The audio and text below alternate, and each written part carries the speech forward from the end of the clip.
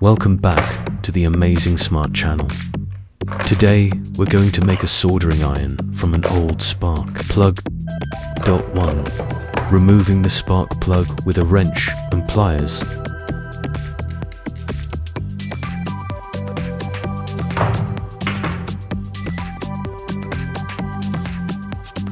The first step.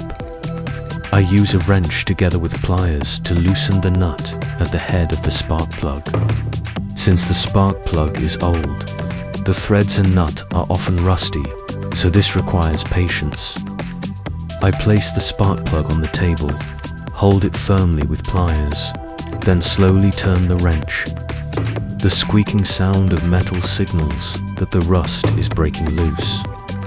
After a few turns, the nut comes off, revealing the inner structure.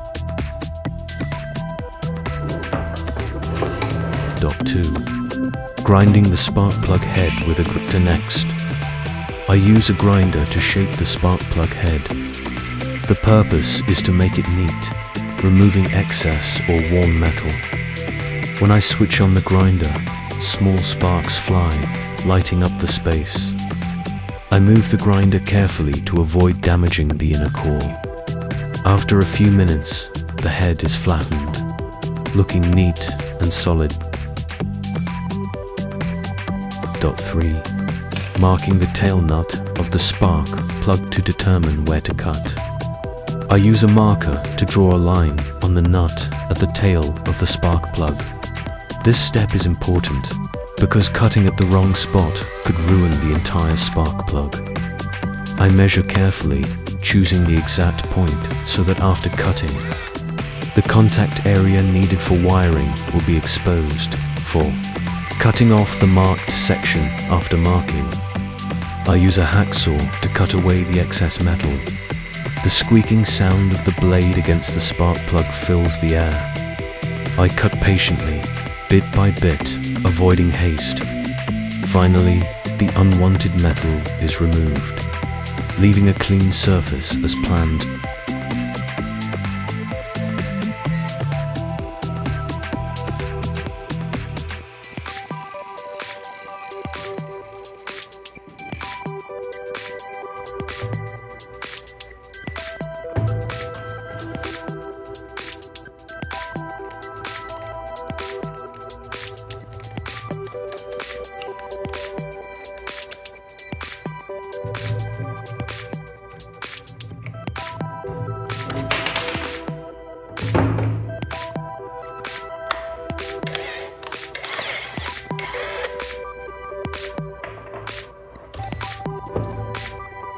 5. Hammering the shell to expose the contact point. This step is quite interesting. I place the spark plug on a hard surface, then lightly tap the shell with a hammer. Each strike is calculated so as not to crack the whole spark plug. After several taps, the outer shell breaks away, exposing the contact point inside. This is where I will attach the wire to form the test circuit.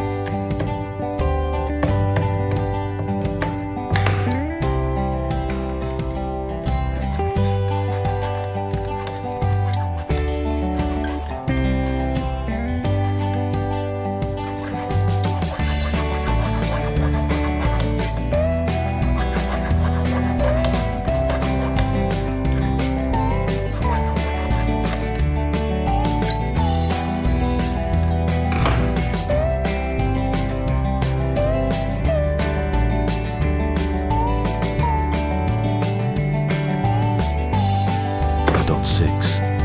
Preparing plastic tubing for the body to shape the device. I take a piece of plastic tubing and cut it into 2 equal parts. These will serve as the body, helping to secure the spark plug and wires, while making it easier to hold. I choose tubing with a diameter just right so the spark plug fits snugly inside.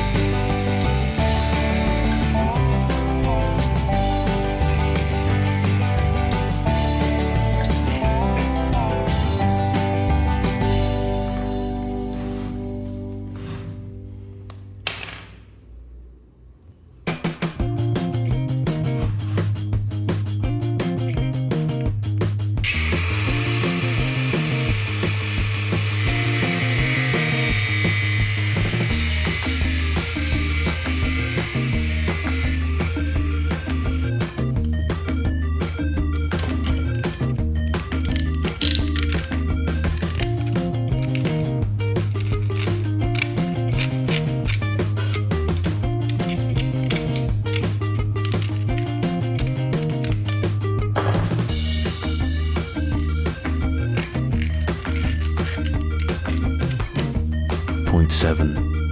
Connecting wires to the spark plug. Next, I take an electrical wire and strip off the outer insulation to reveal the copper core. This core is tied tightly to the contact point of the spark plug. To ensure firmness, I wrap electrical tape around it, both to secure and insulate. This step requires precision, because if the wire isn't firmly attached, it could slip off or cause a short circuit during testing.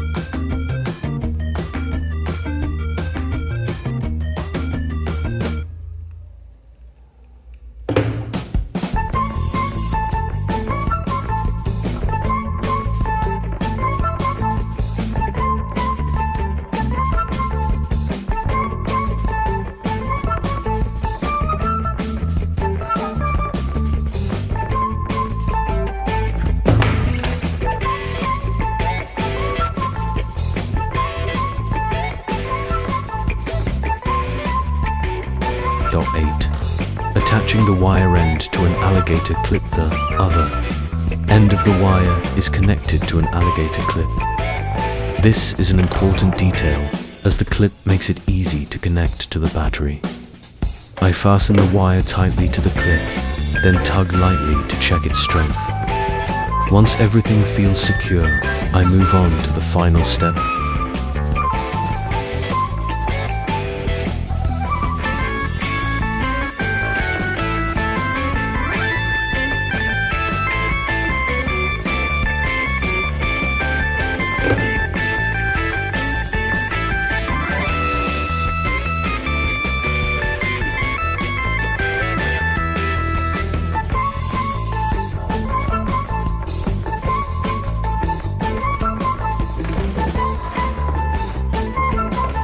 Point 9. Testing with a battery. Finally, I bring the device out to test with a battery.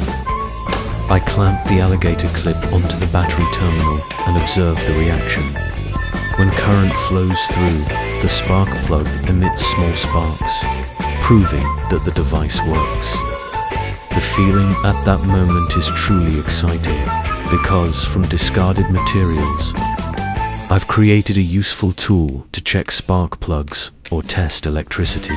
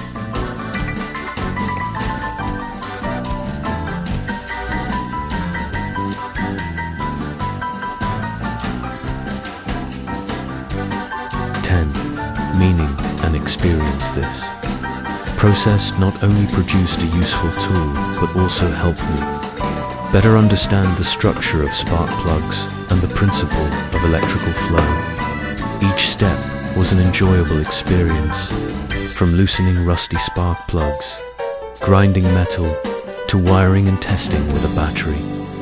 Altogether, it became a creative journey full of inspiration. Thank you for watching the video. Don't forget to like and subscribe to the channel to catch upcoming videos. Goodbye and see you next time.